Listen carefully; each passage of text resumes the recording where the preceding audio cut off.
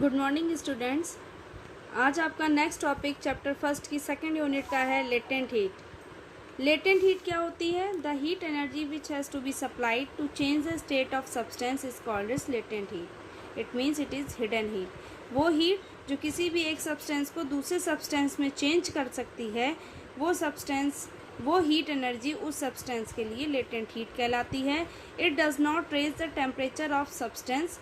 ये सब किसी भी सब्सटेंस के स्टेट चेंज जिसकी करनी है उसके टेम्परेचर को इंक्रीज नहीं करते हैं, ना ही हम इनको थर्मामीटर पर डिटेक्ट कर सकते हैं। It is called latent heat because it becomes hidden in substance. ये सब्सटेंस में हाइड रहती है, रेस्पॉन्सिबल होती है उस सब्सटेंस की स्टेट चेंज के लिए। Doesn't show the it's presents by raising the temperature, और ये टेम्परेचर को रेज करके अपनी प्रेजेंस को शो नहीं करती है। तो इसका वर्क क्या होता है? It only overcome the force of attraction between particles. ये पार्टिकल्स के फोर्स ऑफ अट्रैक्शन को ही कम करने का काम करती है, ना कि टेम्परेचर को इंक्रीज करती है। It is of two type, latent heat of fusion and latent heat of vaporisation. Latent heat of fusion means melting of solid to liquid. It means melting of ice to form water. यहाँ पर हम एक beaker लेते हैं, उसमें crust ice लगा देते हैं, उस आइस में टेम्परेचर के लिए थर्मामीटर लगाते हैं, उसको हीट देते हैं। तो the latent heat of fusion of solid is the quantity of heat in joules.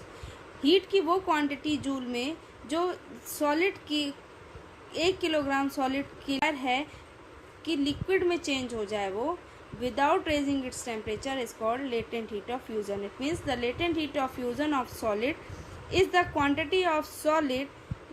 quantity of heat in joules required to change 1 kilogram of solid to liquid without raising in temperature.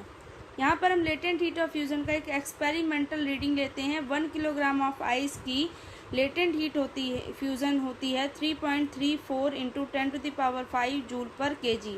It means 3.34 into 10⁵ joule of heat has to be supplied to change 1 kilogram ice to water at 0 degrees centigrade.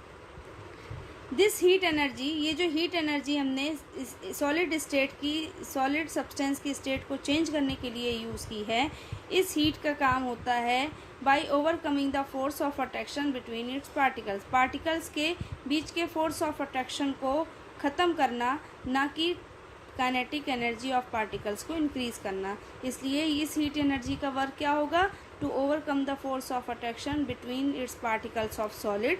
Solid के force of attraction को ख़त्म कर देना, जिससे वो liquid में change हो जाए और स्टेट चेंज हो जाए। आई होप आपको ये टॉपिक क्लियर हो गया होगा।